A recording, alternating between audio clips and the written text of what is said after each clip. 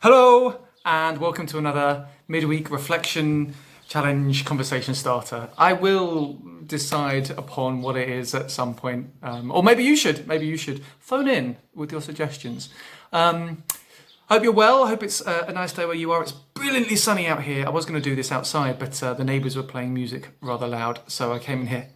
But I was outside, hence the sweaty face, even though it's sweaty most of the time. Anyway, right. Last week we were thinking about diversity as part of our wider sermon series and reflections on ethnicity and unity, prejudice and discrimination, and how we can speak out against injustices. And we were just thinking about diversity within personalities. So we spoke about the Myers-Briggs personality test. And I encourage those who were able to and were willing to take part in one of the tests, the free ones online, and find out what they were, and to share that with others and say whether they thought it was accurate, whether it was way off, whether they saw some resonance in the strengths and weaknesses and the description of the personality, and to share that with others. Well, you did in your droves. I was really thrilled because I thought some might be a bit wary, but no. We had loads of people sharing. We've had advocates and protagonists, mediators, campaigners, defenders, logicians, consuls, even an adventurer. I think we've got a few in the churches. One member who was in the medical profession said, yep, her personality test said she was ideal for the medical profession. So good resonance there.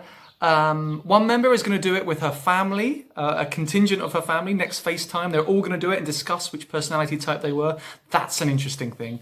And I wonder if we did it at elders, what conversations might come from that. One respondent said, it's as if the test had known me all my life and that it may lead to positive changes for her in the future. So it's fantastic. And the great thing about the personality test is it helps to get you to reflect upon how you respond to things, to think how other people respond differently and not wrong, just differently, and how we can learn to be more gracious to one another and try to not judge people in their actions if they were acting in a way unlike us. So, as I say, all manner of personality types there, and I'm grateful because of course in the church we need different personalities just as we need different gifts. Those who are good at driving people to church, those who are good at counting the money or balancing the books, those who can remember to put on the heating, those who are happy to stand up front and sing, those who lead us in so many other ways, those who are good at welcoming, can spot the newbie and isn't scared to go and say hello, whereas other people are better at phone calls or making cards, or so many different gifts. And in St David's Uniting and at Castle Square, we are incredibly blessed with a plethora, a treasury of gifts and gifted people. One of whom is Sue Walkling. And as you'll know, over the past few months, Sue has given us certain creative challenges to get involved in. And the last one saw us create the birds, which so many of you got involved in, and we had the birds outside Church House and at Castle Square as different emblems of the Spirit, and they were shared with some of our friends, and we put messages on for Refugee Week. And Robert and Peter and Viviane and Linda gave gifts and cards. Not all of them got the birds because for religious reasons. Some don't. Some Muslims aren't happy with things, with animals or people being drawn. But they were all given a message of goodwill and a blessing from us. So that's great. But Sue's still thinking. She's still coming up with ideas. And so this week, to decorate our churches, we have a CD challenge. So if you have a spare CD or DVD in your house, you can get involved with this. If you don't, we can get one to you. If you let me or Sue know, we can get one to you. We're putting some spares in the bench in front of the manse. So if you want to come and grab a couple, you'd be very welcome to. One of the things we've been thinking about then, and as followers of Christ, one thing that is essential to who we are is thanksgiving, is being thankful. We know that all of life is a gift. And even in times of great difficulty, we can and should be thankful. one of my heroes when it comes to this, I've mentioned him before, is Martin Rinkart, who was a German pastor in the 17th century. And he was pastor of a town at a time where they had a great war in which 1/5 of the German population were killed. So he knew of man's inhumanity to man. And then a great plague came, and he was doing up to 40 to 50 burials a day. Such was the plight.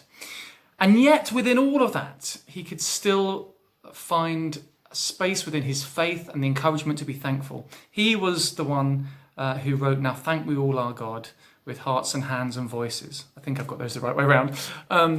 So that's our challenge, to create something which shows our thanks. So what you are invited to do is to take a spare CD or DVD and decorate it as such, and maybe have a message of thanks. So this one says, Thank you, God, for creativity. And as you can see, it's a very creative piece. This one says, thank you, God, for nature. And it has stickers on one side and a beautiful scene. That reminds me of the scene up in Libanus Chapel in Brecon on the other side. This one has been decorated with images of food that have been stuck on. Thank you for clothes to wear and food to eat. And has a cloth. Oh, I realise the writing's going to be back to the front, isn't it? But I can see it properly, and you will. And this one simply has people who we are thankful to. So teachers, carers, doctors, support workers, ministers. Oh, thanks. Police, yeah, I said that, fire, ambulance, delivery drivers, all of the people at the moment who are helping to keep our communities functioning. So, all you need to do this is have a spare CD or a DVD. Sue has stuck two together so that they will be reflective on both sides. But it's up to you. Perhaps you've got two or not. And just to decorate it, either in permanent pen or with materials such as buttons, pom-poms, I forgot what they were called, images, cloth, scenes, stickers, however you want to decorate it. You're an incredibly creative lot, so let your imagination run wild. Things for which we are thankful.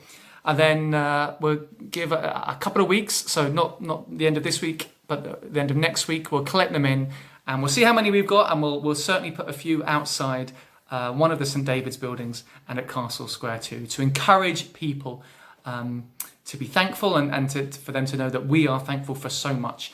We're also going to be opening both places to more prayers. More on that on the newsletter on Sunday, but we'll be encouraging people to in the community to give us to pass on the things for which they would like prayer at the moment. We know that there's always a need to pray for people in our community, perhaps never so much as at the moment. So, thanks for the Myers-Briggs sharing. Good luck. All the best. God be with you with the CD, DVD creating. And have a good week. And I'll see some of you on Sunday. For now, go well. Use sun cream and take care. These are the kind of things that we'll be putting up. And we'll arrange them in a way so they glisten in the sunshine. So once you've created yours, feel free to drop it off at the manse or give it to your courier or drop it into the letterbox at church.